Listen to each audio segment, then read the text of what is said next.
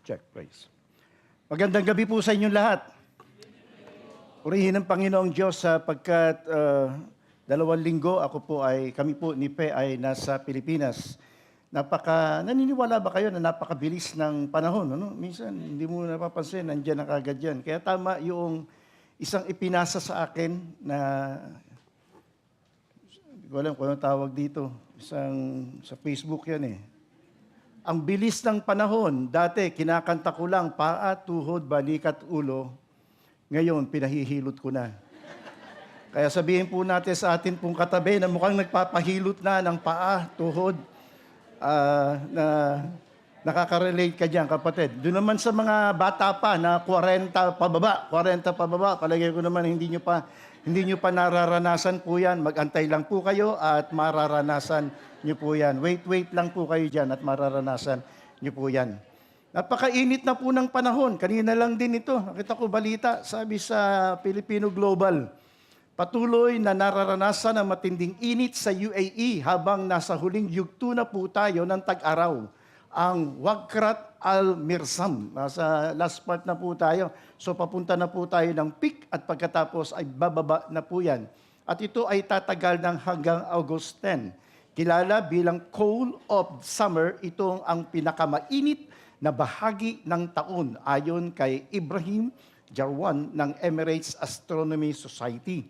So ibig sabihin, yung nararanasan natin ngayon ay painit pa yan, more to come. Normal naman po yan na nararanasan po natin dito. Ipanalangin na lamang po natin na wag po tayong magkakasakit at malagpasan po natin yung mga panahong yan. Pero August 10 yan, hanggang August 10. Ang wag naman nating kalilimutan, mga kapatid, yung Suhail Star, to mark the end of hotter days in the UAE. At ito po ay August 24. So huwag niyo pong kakalimutan. Banggitin nga po natin, August 24. Yan, banggitin lamang po natin. Ha? Wala kung hindi po tayo nagpaparinig.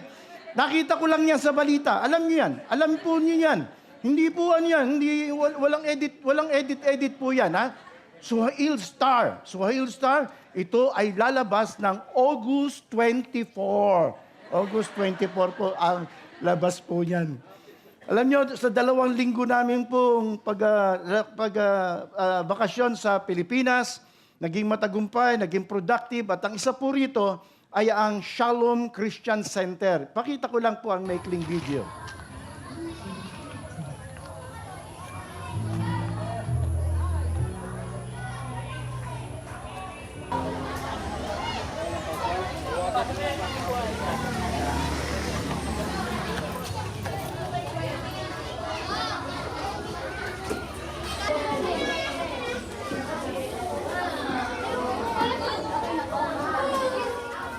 Tatlo pa, sandali lang. Mahina kalaban. Just wait po.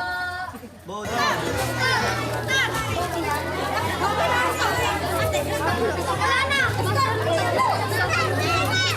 Salamat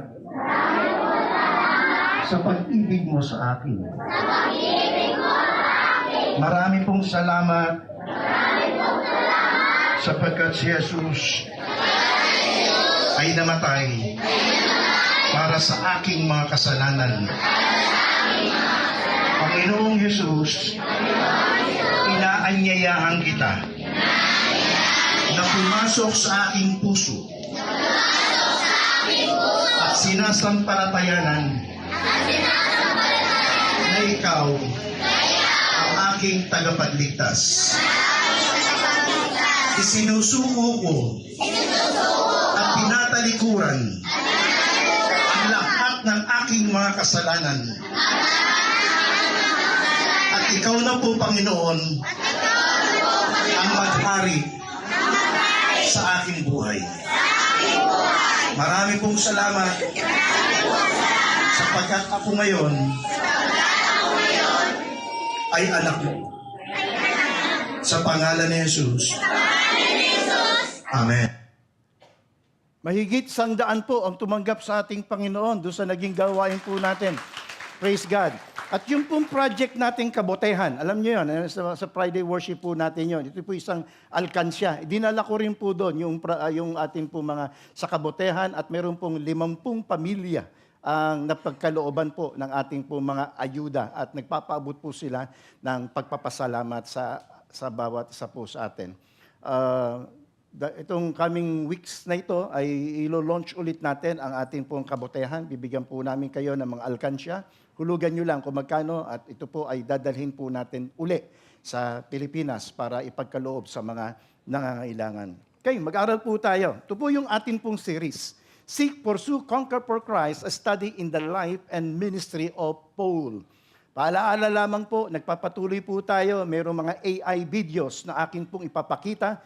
Hindi ito naglalayo na lanlangin ang sinuman, kundi upang i-enhance lang ang ilustrasyon at mga puntos na dapat na gusto kong ipakita. Meron po tayong outline, meron po tayong series. Natapos po tayo ng Crossing Barriers, Paul's Mission to the Gentiles. Post lang muna ako ng kaunti rito. Dahil ito naranasan namin ito.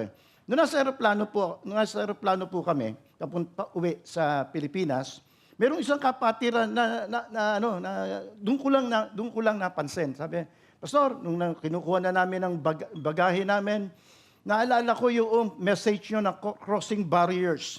Dahil yung katabi ko ay Kapampangan din. Sabi ko, pinag-iisipan niya raw. Sabi niya sa akin, pinag-iisipan niya raw kung share niya na ng gospel. Kapampangan din siya. Sabi niya, naku, walang barriers. Ibig sabihin, magkakaintindihan kami, magkakaunawaan kami. Pagkatapos, pagtingin niyang ganun nung pinag-iisipan niya, nandun ako, magto-toilet. Sabi, uy, nakita niya po ako. Wala na po siyang dahilan. So, sinire niya ng gospel ang kanyang katabi. At bago po bumaba ang eroplano, na-born again po yung kanyang katabi. Palakpakan natin ang ating Panginoon. So, totoo po ang mga salita ng ating pong Panginoon. Pero ang gusto kong reviewin ay yung number 4. Seeking the lost, a heart for the harvest. Passion for the lost, the cause means nothing, the gospel means everything. Kung inyong maaalala, winarning nga na si Apostol Pablo ni Agabus, ni Prophet Agabus. Sabi nga nun, huwag kayong pumunta sa Jerusalem, sapagkat yung taong may-ari ni sinturo na ito ay igagapos sa Jerusalem. Ano ang ginawa ni Apostol Pablo? Hindi nagpasaway si Apostol Pablo. Ang pinakinggan niya ay ang banal na Espiritu Santo na pumunta ka sa Jerusalem. At ito po ang sabi niya bago siya pumunta sa Jerusalem. But I do not consider my life of any account as dear to myself, so that I may finish my course in the ministry which I received from the Lord Jesus, to testify solemnly of the gospel of the grace of God. Sabi niya, huwag niyo akong awatin.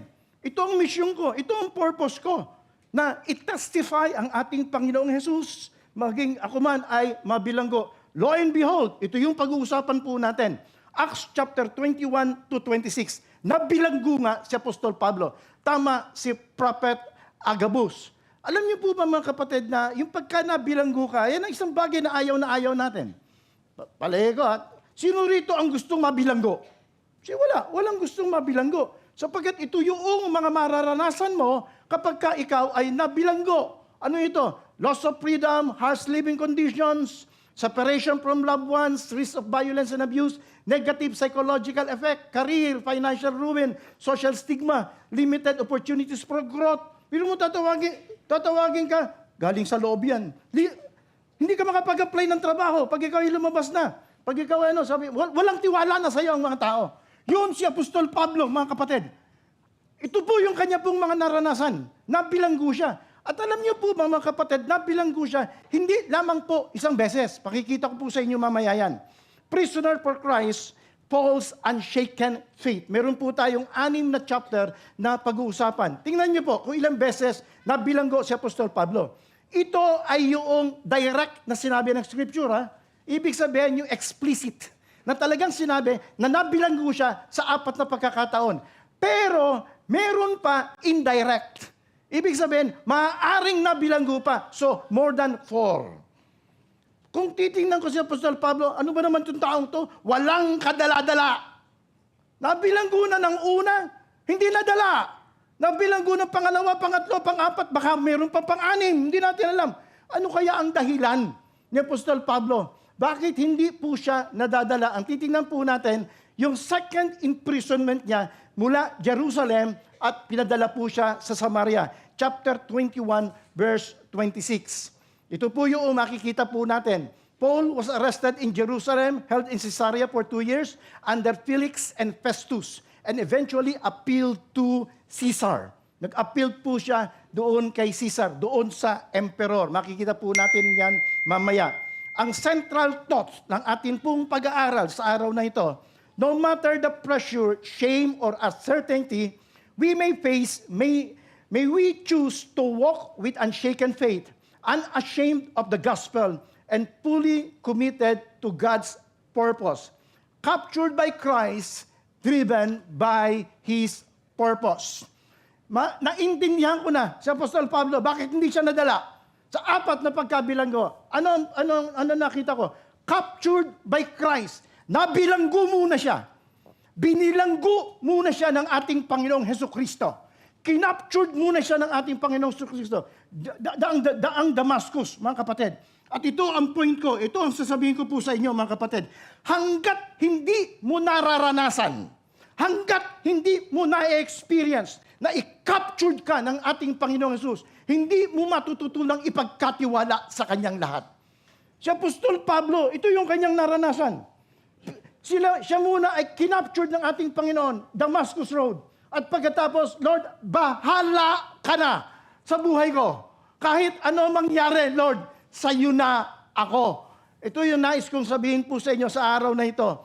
Na ang bawat isa po sa atin ay nais ng ating Panginoong Jesucristo na sakupin yung buong buhay natin.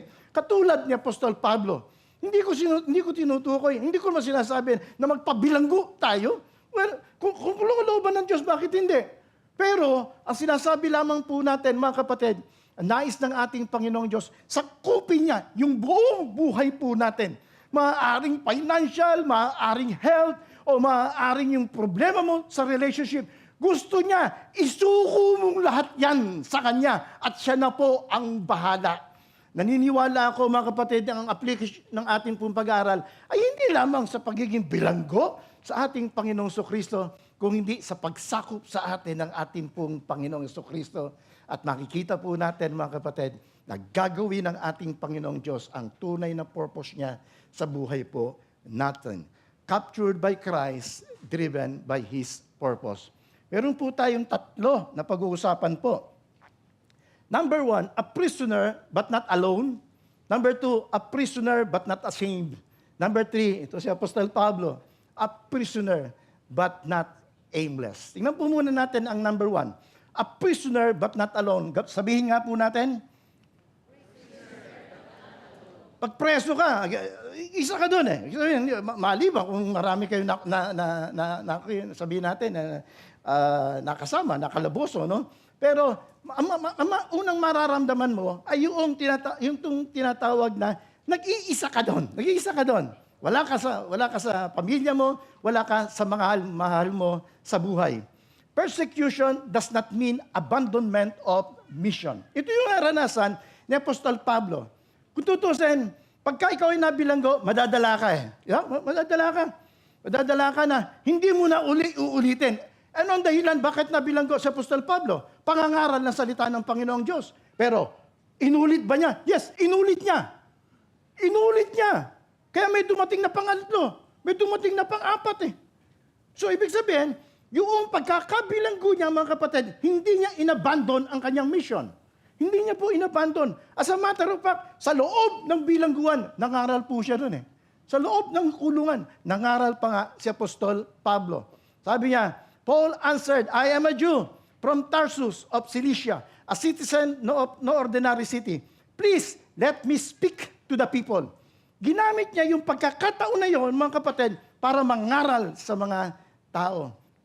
Alam niyo po, mga kapatid, kapag po tayo ay tunay na captured by Christ, lahat ay gagamitin po natin, lahat ng pagkakataon ay gagamitin po natin para makapangaral ng salita ng ating pong Panginoon. At kung meron ng mga negative consequence, hindi ito magpapatigil sa atin.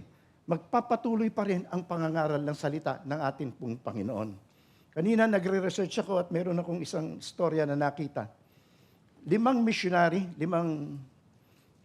sabihin natin, American missionary na pinangunahan ni Jim Elliot. Alam niyo po ba kung ilang taon itong mamang to? 28 years old. 28 taong gulang. Kilala lahat ito ang istorya ng mga missionary, ang kanya pong kasaysayan.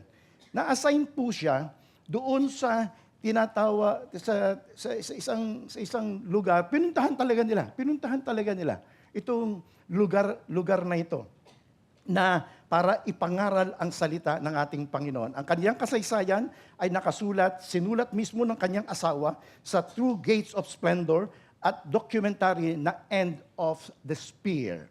So, siya ay naka-assign doon sa Hurani tribe. Hurani tribe. Basahin po natin, tingnan po natin. Jim Elliot, along with 4 other missionaries, Nate Saints, Ed McCauley, Peter Fleming, and Roger Udirian. Ang edad po nila from 27. Meron po bang 27 dito? Wala. Meron. Yan ang edad nila. From 27 to 32 years old. Mga batang-bata, prime ng kanila pong age. Dinicide nila na magmisyon sa Hurani, Ecuador tribe. The Hurani were known for their violence and hostility towards outsider. In 1956, after months of aerial gifts drop and careful preparation, the man made peaceful contact with a few members of the tribe. Encouraged, they camped near the tribe's territory, hoping to share the gospel. But only days later, all 5 missionaries were speared to death by Hurani warriors. Pinatay po lahat yun. Yung 5. 27 to 32 years old. Ano tingin mo? Kung dito lang natin titingnan ang istorya, tapos na ang gospel. Lord, bakit? Yan ang katanungan po natin. Pero hindi po natatapos dito ang istorya ni Jim Elliot. Sinulat mismo ng kanyang asawa. Ito po ang nangyari. What happened after? Incredibly, the story didn't end with their deaths. Jim's widow, Elizabeth Elliot, and Nate's sister Rachel Saint, later went back to live among the Hurani. Bumalik sila mismo kung saan pinatay yung kanyang asawa at kung saan pinatay yung isang kanyang kapatid. Ano nangyari? Their love, forgiveness, and message of Jesus eventually led to the conversion of many tribe members, including some of the very men who had killed their loved ones. And one of the killers, Mikanyaye, may pangalan pa, Mikanye, later became Christian and even traveled with Nate Saints' son to tell their powerful story of redemption and forgiveness. Hindi natatapos doon, mga kapatid, sa pagkabilanggo. Hindi natatapos doon sa mga negatibong mga consequence ng ating pangangaral na salita ng ating pong Panginoon. Ang gospel, magpapatuloy po yan, mga kapatid. Magpapatuloy na lumaganap at magbago ng buhay ng bawat isa ang salita ng ating pong Panginoon. Maganda yung naranasan din ni Apostol Pablo. Samantalang siya ay nakakulong. Ang sabi niya, as a result, it has become clear throughout the whole palace guard and to everyone else that I am in chain for Christ. And because of my chains, most of the brothers and sisters have become confident in the Lord and dare all of them to proclaim the gospel without fear. Maganda pagsalitain ulit natin ito. But I want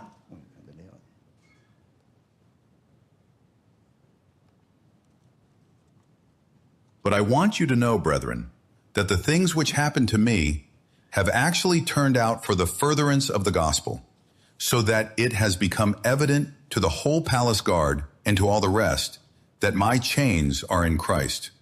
And most of the brethren in the Lord, having become confident by my chains, are much more bold to speak the word without fear. Translate po natin ng kaunti sa Tagalog. Ibig kong malaman ninyo, mga kapatid, na ang nangyari sa akin ay nakatulong ng malaki sa ikalalaganap ng magandang balita. Nalaman ng mga bantay sa palasyo at ng iba pang naririto na ako'y nabilanggo dahil sa pagiging tagasunod ni Kristo. At ang karamihan sa mga kapatid ay lalong tumibay sa kanilang pananalig sa Panginoon dahil sa aking pagkabilanggo. Hindi lamang yon, Lalo pang lumakas ang kanilang loob na ipangaral ang salita ng Diyos. Pansinin ninyo mga kapatid, ano? Nung nabilanggo si Apostol Pablo, hindi ibig sabihin end of the gospel. Kung sabi, lalo pang lumakas ang loob ng mga mananampalataya at sila pa ang nangaral sa kabila ng pagkakulong ni Apostol Pablo. Persecution doesn't mean abandonment of mission. Hindi ibig sabihin ito ay natapos na at inabandon niya ni Apostol Pablo ang mission. As a matter of fact, yung persecution na yon ang naging platform nila para lalo pang lumaganap ang salita ng atin pong Panginoon. Tingnan po natin ang pangalawa. God's presence in prison. Presensya ng ating Panginoon. 23:11. But on the following night, the Lord stood near to him. Ibig sabihin, nagsalita sa kanya ang Panginoon. Stood near to him and said, "Be courageous, for as you have testified the truth about me in Jerusalem, so you must testify also in Rome." Binigbantaan siya sa Jerusalem, pero sabi niya ng ating Panginoon Diyos, relax ka lang. Relax ka lang. Magpahinga ka lang dyan sa kulungan. Magpahinga ka lang dyan. At dadalhin pa kita as far as Rome para i-testify mo ang pangalan ko sa mga hari at sa mga matataas na tao pa. One night, the Lord spoke to Paul in a vision. Do not be afraid. Keep on speaking. Do not be silent, for I am with you. Kasama niya ang ating pong Panginoon. Ganun din naman po ang bawat isa po sa atin. Anuman ang mga pinagdadaanan po natin, hindi tayo iiwanan ng ating Panginoong Diyos. Kasama natin ang ating pong Panginoon. Alam niyo po ba na 3 bagyo ang nadali po namin nung kami po ay umuwi sa Pilipinas? Nagsimula ng bagyong Krising, pagkatapos ay Dante, at pagkatapos ay Emong. Nung huling araw namin, nagpunta kami ng Tagaytay at overlooking yung Taal. Ang problema, wala. Hindi mo makita yung Taal. Kahit anong picture ang gawin mo, natatakpan ng ulap. Sabi ko nung mga nagpapapicture, naku, sayang. At wala yung Taal, hindi makita. Ang sabi ko lang, andyan ang Taal, natatakpan lang ng ulap. Hindi umaalis ang Taal. Pero nandyan lang yan. Ang bagyo sa buhay po natin, mga kapatid, dadaan lang. Pero ang Panginoong Diyos, mananatili po sa atin. Hindi tayo iiwanan ng ating pong Panginoon. Yun ibig sabihin, the presence of God. Yung presensya ng ating pong Panginoong Diyos. Hindi niya tayo iiwanan, hindi po niya tayo pababayaan. Maganda yung sinabi sa Isaiah, "Do not fear, for I am with you. Do not be dismayed, for I am your God. Do not fear, for I am with you." Sabi ganun dito sa isa pa. "Go therefore and make disciples of all nations, baptizing them in the name of the Father, the Son, and the Holy Spirit, teaching them to follow all that I have commanded you. And behold," sabihin nga po natin, I am with you always, even to the end of the age. Sabihin natin sa katabi po natin, hindi kayo iiwanan ni Lord, kapatid. Nandun lagi ang presensya ng atin pong Panginoong Diyos. Nakita po natin si Apostol Pablo, prisoner but not alone. Hindi niya inabandon ang kanyang mission at nadama niya ang presensya ng ating Panginoon. Tingnan naman po natin ang pangalawa, a prisoner but not ashamed. Pagka bilanggo ka pa, meron ba na bilanggo dito bukod kay, hindi ko nababanggitin ang pangalan, no? Baka sabihin ni Jojo, baka sabihin ni Jojo, paulit-ulit na lang si Pastor. Baka sabihin ni Jojo, paulit-ulit na lang si Pastor Benji. Meron ba, bukod kay meron ba nabilanggo dito? Meron din, salamat. Yung parang hindi ka proud, di ba? Parang hindi ka proud na kapag ikaw ay nabilanggo, di ba? Parang ano po pa nga, parang nahihiya ka. Pero si Apostol Pablo, hindi siya nahihiya. Bakit? Alam niya yung dahilan kung bakit siya nabilanggo? At proud pa nga siya. Sinasabi niya, ito ang dahilan bakit nabilanggo ako. Ito yung dahilan bakit siya nabilanggo.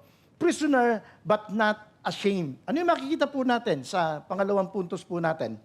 Faithfulness in prolonged trials. Alam niyo po ba mga kapatid, kung ilang taon siya iniwan ni Felix, ni Governor Felix, hindi siya masentensyahan. So, iniwan siya, nakabilanggo, 2 years, walang bista, wala kahit ano. Andun lang siya. Nakakulong lang siya. But after 2 years had passed, Felix was succeeded by Festus. And Felix, wanting to do the Jews a favor, left Paul in prison. Sa loob ng 2 taon, nakabilanggo po si Apostol Pablo. May mga bagay na, sabihin natin maganda yung quotation na ito.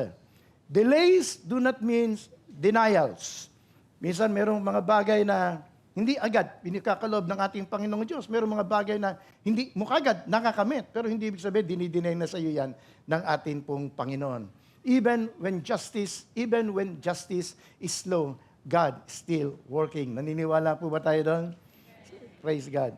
At nakita po natin, ito si Apostol Pablo, na yun pong pag-aantay po niya, mga kapatid, ay nagkaroon naman po ng bunga. Andun yung kanyang patience. Merong mga bagay na itinuturo ang atin pong Panginoon.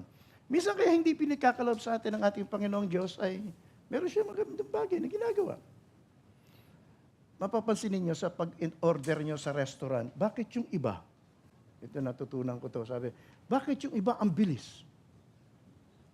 Ikaw, naka 15 minutes na. Nag-aantay ka pa rin. Ano ang dahilan? Alam niyo po ba mga kapatid kung ano ang dahilan? Yung ibang order daw ay mabilis. Mabilis iluto. Mabilis iluto ng chef. Pero yung sayo, mga kapatid, baka iniihaw pang mabuti ng ating pong Panginoon. Inihahanda, pinasasarapan ng ating pong Panginoon. Kaya hindi pa ibinibigay sa'yo. Hindi pa ibinibigay sa'yo. Sino mga single dito? Sabihin po natin sa mga single na nandirito, hindi pa ipapanganak ang forever mo. Hindi pa. Parang tagal naman yata, no? Oh, lalo na kung 40 ka na. Wag yung ganung ilustrasyon. No, ang point ko lang mga kapatid ay ito. Hindi ibig sabihin na hindi kagad pinagkakalob sa atin ng ating Panginoon dinidinay. Kung hindi, meron siyang work out na magandang bagay sa atin. Ito yung sabi sa James. James chapter 1, 2 to 4. Sabay-sabay nga po natin basahin. 1 to ready read.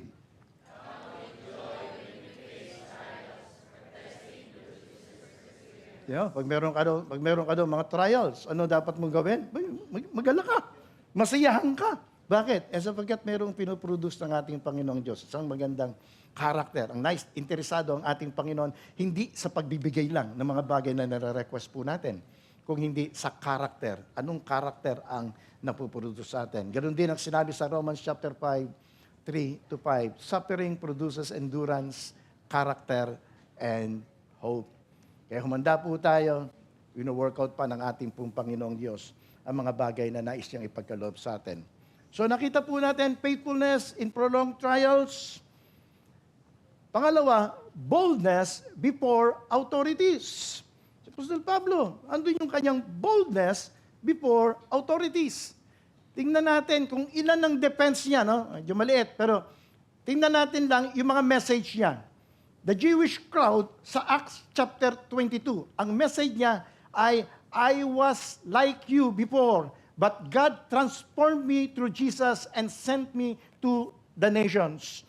Sinabi niya rito yung kanyang story, yung kanyang kasaysayan, kung paano niya nakilala ang ating Panginoon sa daang Damascus.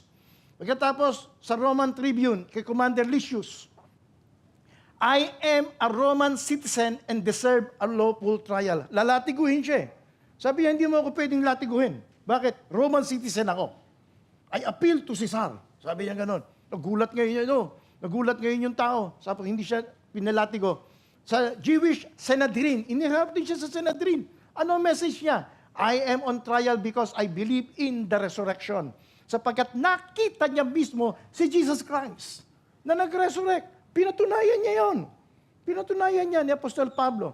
Even dito sa number 4, kay Governor Felix, I have broken no law, I worship God, our fathers, and believe in the resurrection. Kay Governor Festus, ano sabi niya? I have done nothing wrong and demand my right as a Roman and appeal to Caesar. At kay King Herod Agrippa, doon nagwakas yung ating pong pag-aaral. Ang message niya, Jesus, the risen Messiah, appeared to me and sent me to turn both Jews and Gentiles from darkness to light. Consistent ang testimony ni Apostol Pablo. Consistent ang testimony niya. Yung kanyang defense, mga kapatid. yung kanyang buhay na binago ng ating pong Panginoon, yun ang nagpapatunay na totoo ang kanyang sinasabi. So, kahit sino ang kaharap mo, kahit sino, kahit boss mo ang kaharap mo, kahit mga matataas na tao ang kaharap mo, sabihin mo lang kung paano binago ka ng ating Panginoon. Hindi nila pwedeng questionin yun. Hindi nila pwedeng pasubelian yun. Ang katanungan lang ay ito, nakikita mo ba sa atin na talagang binago tayo ng ating Panginoon? Yun lang ang dapat nating patunayan. Yun lang ang dapat mong patunayan, mga kapatid. So makita po natin si Apostol Pablo, consistent ang kanyang testimony na binago talaga siya ng ating Panginoon at pinatunayan niya sa kanyang buhay na siya ay tunay na binago ng ating Panginoon. Ito yung mga pangako ng ating Panginoon sa Matthew. Do not worry what to say, for the Spirit will speak through you. Do not fear the threats, but sanctify Christ as Lord in your hearts, always ready to give a defense. And Paul asked for prayer to speak boldly as I ought to speak. So mga kapatid, ang lais lang ng ating pong Panginoong Diyos ay maging handa tayo to testify our story. Yung kasaysayan ng ating pong buhay. Sabihin po natin sa ating pong katabi, i-share mo ang story mo tungkol kay Jesus. Sabihin po natin sa katabi po natin. Ibabahagi lamang po natin yon. Ngayon, kung wala ka namang kasaysayan sa ating Panginoon, hindi naman kita ma-required. Nakita po natin si Apostol Pablo, prisoner but not alone. Prisoner but not ashamed. At ito yung pangatlo, prisoner but not aimless. Preso siya, pero hindi katapusan na ng lahat. Hindi katapusan ng mundo niya. Kundi meron siyang layunin. At ano ang layunin niya, mga kapatid? Yung to share his testimony. Before King Agrippa, Paul shared the conversion story sa Acts chapter 26, 12 to 18. Maganda to. Sabay-sabay nga po natin. 1, 2, ready, read.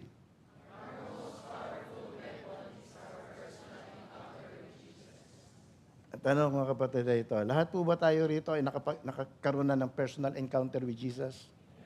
Hindi ko kayo marinig. Lahat po ba nagkaroon na tayo ng personal encounter with Jesus? At yun ang magiging powerful witness mo at testimony mo tungkol sa atin pong Panginoong Hesukristo. Kung paano mo siya na-encounter. While Paul and Barnabas were at Antioch and Syria, some men from Judea arrived and began to teach the believers, unless you are circumcised. Sabi nga nyo dito, pag hindi, ito yung kwento natin noong nakaraan na barriers, hanggat hindi ka tuli, sabi ganun, ay hindi ka maboborn again. Pero pinatunayan ni Apostol Pablo na hindi ito ang paraan para ikaw ay magkaroon ng kaligtasan. Revelation chapter 12, verse 11. Paano natin ma-overcome ang mundo? They overcome by the blood of the Lamb and the word of their testimony. And the word of their testimony. Dito tayo magiging matagumpay, mga kapatid. Yung testimony natin kung paano natin na-encounter ang ating Panginoon. Di na po natin babasahin yung iba. Unshaken mission despite of the consequences. Ano man yung mga naging consequence ni Apostol Pablo, siya ay nabilanggo, siya ay nilatigo, siya ay, sabihin natin, binigyan ng hindi magandang injustice, pero still, patuloy pa rin po siya sa pangangaral ng salita ng ating Panginoon. Kaya sabi niya kay King Agrippa, sabi ni King Agrippa, parang gusto mo ako ma-born again . Parang gusto mo maging Kristiyano kaagad ako. Para sandali nating pag-uusap, parang gusto mo maging Kristiyano ako. Sabi niya, Apostol Pablo, kay maikli, kay mahaba, gusto ko ma-born again ka, except for this chain. Huwag ka lang mabilanggo. At ito rin, sana ang naisin po natin, mga kapatid. Yung mga nakakausap natin, binabahagi na natin ng ating personal testimony, ma-encounter din niya si Jesus Christ. Magkaroon din siya ng personal encounter sa atin pong Panginoong Hesukristo. For me to live is Christ and to die is gain. Sabay-sabay po tayo sa Romans chapter 1 verse 16. 1, 2, ready, read.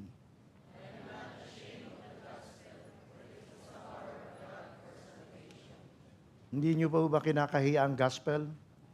Hindi ko kayo marinig. Hindi niyo po ba kinakahiya ang gospel? Hindi natin dapat ikahiya ang salita ng Panginoon. Sapagkat itong gospel na ito ang bumago sa ating buhay. Ang gospel na ito, ang nagkaroon tayo ng katiyakan ng kaligtasan. Ang gospel na ito, mga kapatid, ang dahilan kung bakit aalis ka sa mundong ito at alam mo kung saan ka pupunta sa kabilang buhay. Kaya hindi mo ito dapat ikahiya. Summary po natin, ay ating pong pag-aaral, nasa sermon notes po natin yan, nasa ushering. Ito ang katanungan po sa atin sa araw na ito. Paul's chains did not stop the gospel. They advanced it. Paul's legacy was not built in comfort but in chains. The world may try to lock up the gospel, but the word of God cannot be chained. Sabi ni Apostol Pablo sa 2 Timothy chapter 2 verse 9, ito ang dahilan ng aking pagdurusa at pagkagapos na parang isang kriminal. Subalit hindi kailanman maigagapos ang salita ng ating Panginoong Diyos. Paano natin ipamumuhay ang ating pong pinag-aralan sa araw na ito? If Christ has captured you, then even chains become a privilege. You'll see trials as platforms for the gospel.